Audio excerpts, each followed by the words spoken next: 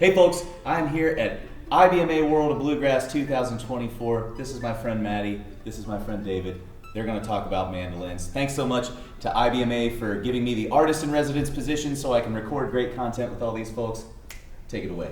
Yeah, very stoked to be here talking to David. Likewise. I met David back in 2013 at the Acoustic Music Seminar. That's right, yes. That was a very good time. So I just wanted to ask you some questions about, just see what your opinion is on some stuff. Well, we'll see.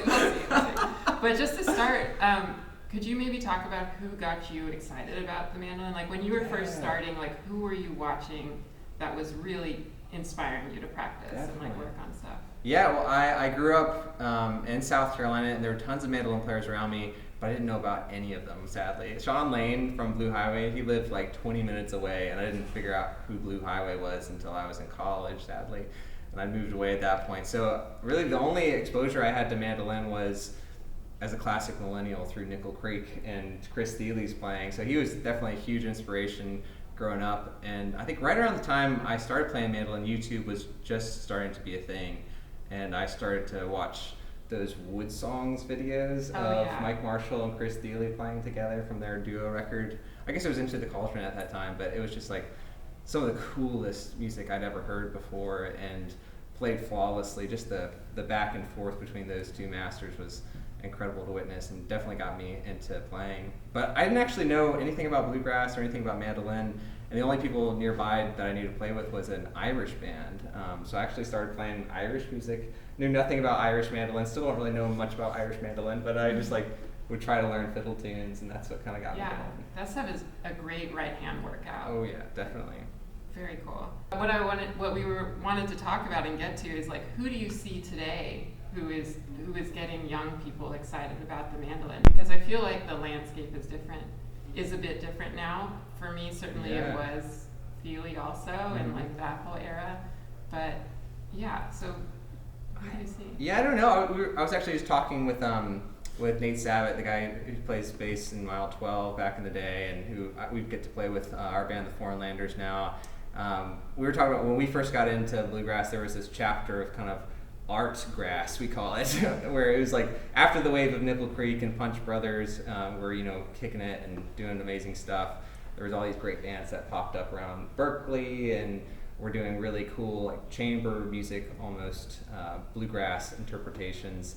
And it feels now that wave has maybe kind of come to a close, and it's definitely more of the jam grass kind of Billy Strings era. So I'm sure like Jared Walker is out there inspiring like tons of new players.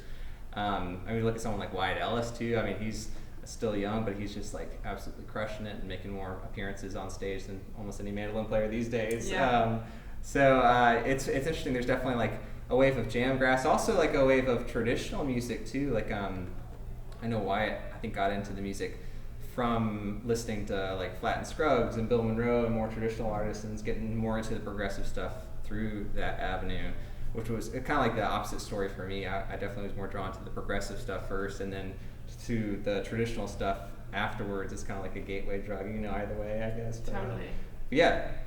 Those two people come to mind, but there's so many great players like Sierra Hull. I have to mention her. She's just like absolutely crushing, one of my heroes, and it's cool to see like what she's done in both avenues too, like traditional and progressive, and taking the instrument to new places. For sure. As someone who does a lot of education and sees a lot of students, do you see these different influences manifesting in people's playing? Because I feel like when we were coming up, it was like, let's see how many Chris Thiele tunes we can play together. And I don't, do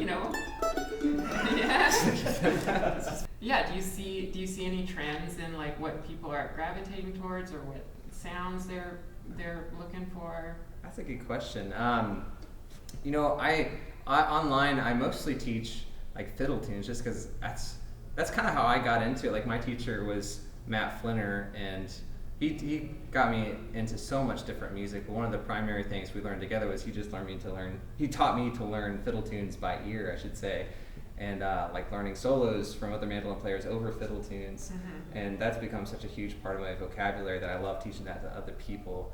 And I think there's such a low barrier of entry for fiddle tunes. Like you can learn Cripple Creek in 15 minutes, no matter like how far along you are on the mandolin, or Cluck Old Hen, or any of these really simple tunes. But there's no ceiling as to how far you can take those melodies and how you can interpret them and vary them and add so much of your personality to those tunes. That's what I love about it. It's not like you're just learning the chord changes to a Taylor Swift song, even though I love Taylor Swift as well. But you're learning a medium that you can live with forever, and just express yourself in different ways over this short 16 32 bar tune. So that's what I love teaching, and I think people really gravitate towards that because it's really easy to learn, but it's so rich as well. So I hope that'll continue to be a tradition. The people that are interested in that type of music, no matter like what's prevalent in the popular mandolin scene, whether it be jam grass or art grass or whatever, because I think that's maybe some common ground that everyone shares. For sure. Can I ask, so you at one point you got into Irish music and started learning these fiddle tunes. Did that affect the music you listened to? Yeah, definitely. No, totally. When I first started playing mandolin, I couldn't stand bluegrass for some reason. I don't know if you felt the same, but Yes. It just sounded like really raw, and it was something I would feel embarrassed if it came on the radio. My non-musician friends were hanging around, you know what I mean? And that just says something about me. It doesn't say anything about bluegrass, I think. But through just getting to know the mandolin and how hard it is to play music in general, it's just given me such an appreciation for what people do in traditional bluegrass. Can I ask, what were you listening to before you got into bluegrass and working on that stuff? Yeah, so before I was listening to a lot of Nickel Creek and Irish music as well, but my dad actually played drums in a jazz band when I was growing up too, so I remember listening to a lot of the most listened album of all time in our household was the Charlie Brown Christmas record. Vince Guaraldi, oh my God, and yeah. just incredible, tasteful piano stuff. So that's the soundtrack of my childhood, and was a that big somehow part. makes so much sense. Really? Yeah, I feel in a great way. Yeah. I love how it's complex in some ways, but it's also very simple. The playing is not frenetic in any ways. It's very focused and very relatable. I think even for people who don't know jazz or and it's Christmas music too. Everyone knows Christmas music, so it's familiar in a fun way too. Totally. Do you think about the role of the mandolin? I often think about the mandolin in the world of bluegrass, and the way that you talked about how you can engage with those fiddle tunes. It's like a whole world. You could spend your whole time there. But then sometimes when you go out into the real world and you talk to your friends who are not bluegrass musicians, or you're trying to relate and stuff, do you think of how the mandolin fits into the wider world of music and pay attention to, I don't know, do you pay attention to that? Do you think about that? Yeah, that's a good question. Before, it's funny, you mentioned the acoustic music seminar. That was really the first time, I've been to the mandolin symposium. That was another kind of pivotal experience for me. But going to the AMS, the acoustic music seminar, was amazing because I met other people like yourself, my age, who were just as into fiddle tunes as I was, and I felt it's okay to be really nerdy about this stuff. It doesn't necessarily have to relate to popular music, but at the same time, I think there needs to be both. There needs to be people who are so into it that you can get to that deeper level. You can spend years and years playing Cluck Old Hen and be excited about it. David Greer comes to mind as someone who just loves to play the simple traditional tunes. He always calls Soldier's Joy whenever I go to jams with him, but he plays it so amazingly and so differently every time. It's just he's just in his zone, and he can do so many cool things with a simple tune like that. But yeah, I think it is really important how the mandolin enters into popular media as well, because it's our livelihood, as professional mandolin players, and depending on how it's in favor affects, how people are interested in it for lessons, who goes to concerts to listen to mandolin music, and it is cool to see how I think through Nickel Creek and Punch Brothers, that's been a big thing to get the mandolin into younger players' hands, but also Billy Strings and Watch House as well. Those are kind of the main influences I hear these days from younger folks who listen to music and want to learn how to play. but it is interesting, like how the mandolin still seems like it's much more of an older generational thing. Like most of my students are probably in a higher age bracket than younger, and I think that's awesome. I think the more the merrier. But it would be amazing to have like kind of more younger players like ourselves into it as well. What do you think? Yeah, well, I think about how it's interesting how when you get outside of bluegrass, you often encounter the mandolin as a flavor, like on its own, like the instrument itself is the different sound. So if you're in a guitar player in an Americana band, you might play mandolin on one song, and that enough is like the difference. And I find it so funny that we spend our lives on this instrument, when that's the case. And I definitely like to think about, like, as much as I prepare for the intense bluegrass situations, like I want to know what to do in a super Americana setting, and like how to get that sound and treat that with a kind of respect as well. Absolutely, yeah. You can't really do like that. It doesn't really sound very good over like a pop rock song or something like that. But then I think about how like Mike Compton can play with Jack White or something, and he's really good at not fighting the music that's happening, but like kind of fitting what he's doing into it. I mean, Andrew Marlin is another awesome example of someone who plays like very pop-centered music, but plays a lot of bluegrass-centric licks and solos and melodies and stuff, like a lot of double stops, and it sounds like its own thing too, in a strange way. It's like that's a artistic choice as well, not just to like learn every like Jack White solo and play the mandolin exactly like he plays guitar or something like that. But yeah, it's like I don't know, it's just different flavors for sure. Yeah, I agree, and I think I see a huge influence from Andrew, and like that approach to playing mandolin in like an Americana band with drums, and it's very different. What are you working on these days? Like in your own playing, when you sit down to practice and are feeling excited?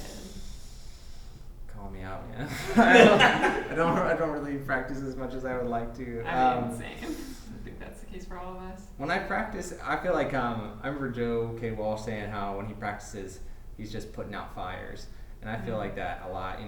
That these days, now that mandolin is kind of a job, and it's an amazing job, and I love playing mandolin. So it doesn't feel like a burden. But when I pick up the mandolin, I feel like I need to be working on something either for like an upcoming gig, recording session, or like a video that I'm working on. So often that means like either like transcribing something for my Patreon page or YouTube, or like just recently this past weekend we converted our entire downstairs at our house into a recording studio and put like blankets and pillows and made like an adult pillow for it. It was hilarious to try to and make the sound a little bit nicer in our living room and kitchen and all this stuff. Had to turn the air off in between takes to make sure that there's no background sound. But that was a big practice focus, like trying to write songs too, like being more focused on lyrics too, which has been a new thing for me. Like my wife Tabitha, she's an amazing vocalist and songwriter, and I've learned so much like being with her. And often when we have time just to work on stuff, that's what I'm doing. It's like trying to figure out new songs for our band, the Foreignlanders. But as far as like what I wish I was working on, like I took some lessons with Jacob Jolliffe a long time ago, and I felt like I took 2 lessons with him, and that was enough to last me for about 20 years. And he showed me like how he approaches arpeggios up and down the neck. I don't know, have you learned those, like where he does, I can't do it anymore, but he would like play and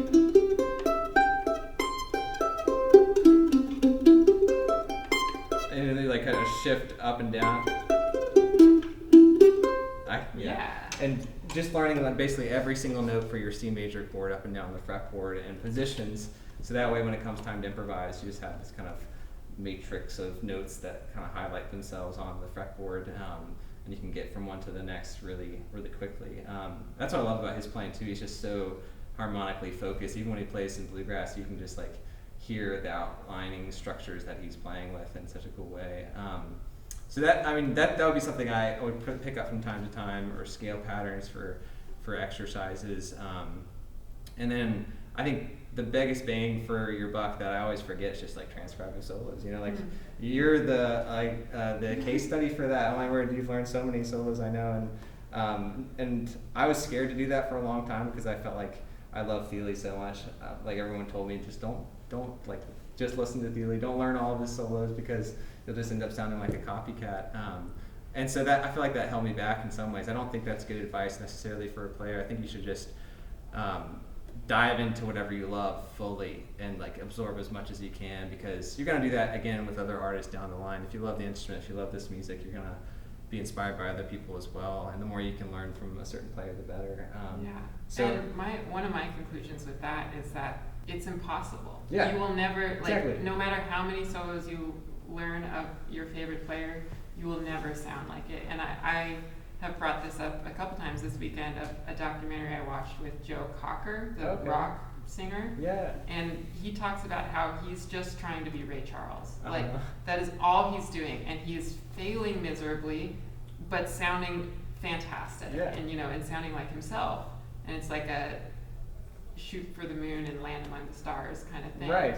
So Yeah. I agree that there's not too much transcribing. And I also wanted to go back. I feel like you mentioned one thing, which is when I asked you what you're working on, and you were talking about songwriting and things like that. And I think about this a lot too. Is like a lot of the times I spend my time working on music and about actually making music. And so I was wondering if you could talk about like, I practice too. I work on technique, and you work on that kind of stuff. But like, do you feel like there's this endless push towards technique and towards knowledge of the instrument, or do you I often feel like I like to spend time in that world, but I have all the skills I need to make the music I want for the most part. Yeah.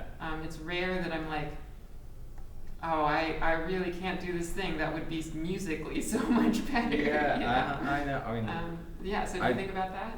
I do, yeah. It was funny, like, we recorded this past weekend, like I mentioned, and we had 4 songs figured out, and we had 1 song that was half-baked, like, if that. We didn't have, like, a bridge written, we didn't have an arrangement, we didn't have chord charts or anything like that, and I was totally freaking out, because I was like, I've never done this before in the studio. And usually before, whenever I've recorded on a project, it's always been very far off in the distance. I've had, like, a few months to prepare, and I've, like, sometimes planned out everything I'm gonna play in advance, like the solos, the fills, and everything like that, which is great. And I think I learned so much from doing that, and I probably will still do that from time to time.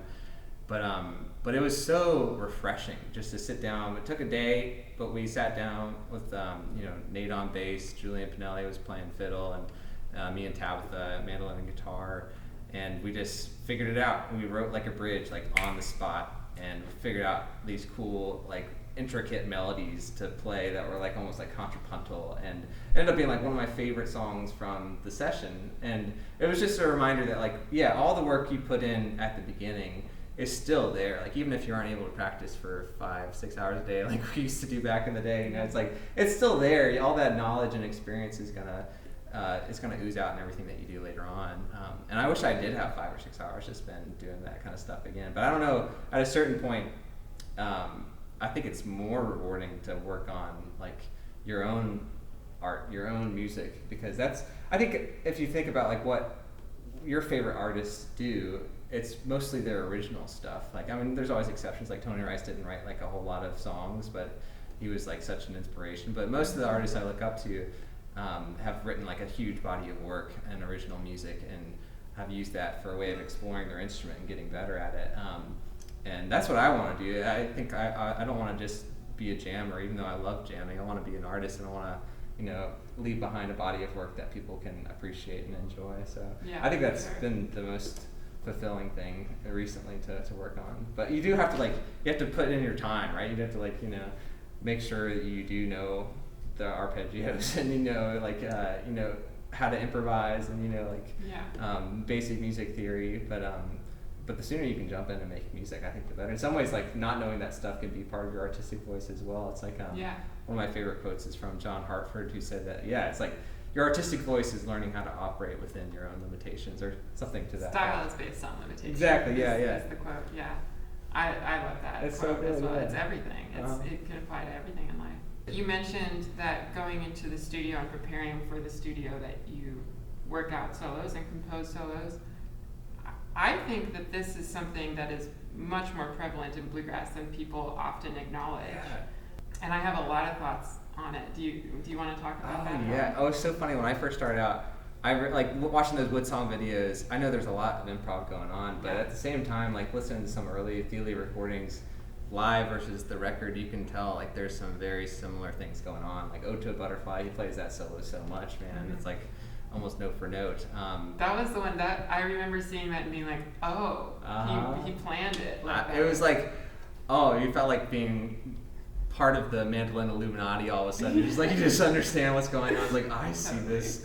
And it was such a relief to know, like, even someone like Thiele is not like playing something new and refreshing and amazing off the cuff, all the time. He's relying on previous experience and time in the practice room writing solos. And the more I started to realize, like, even just talking to folks like John Reichman, Jacob Jolliffe, even I asked him in my lessons, like, for his amazing instrumentals record, like, he's planned out most of his solos, which is amazing.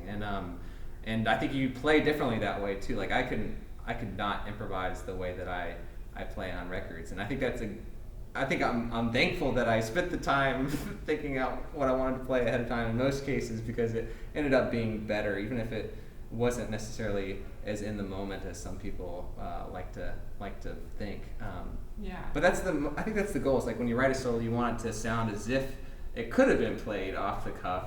You don't want it to sound too intricate or too like crazy. Which to me is more about the performance. Exactly, yeah. Like you want to write something that you can play and that you can pull off believably, and something that suits the song and suits the ensemble that you're playing, and that's the big thing, I think, for sure. But yeah, realizing that was so eye-opening, and I think it's helped me improvise better in the long run too. The more solos I've written, it's like they say with anything, like with YouTube videos. People say you have to make 100 terrible YouTube videos first.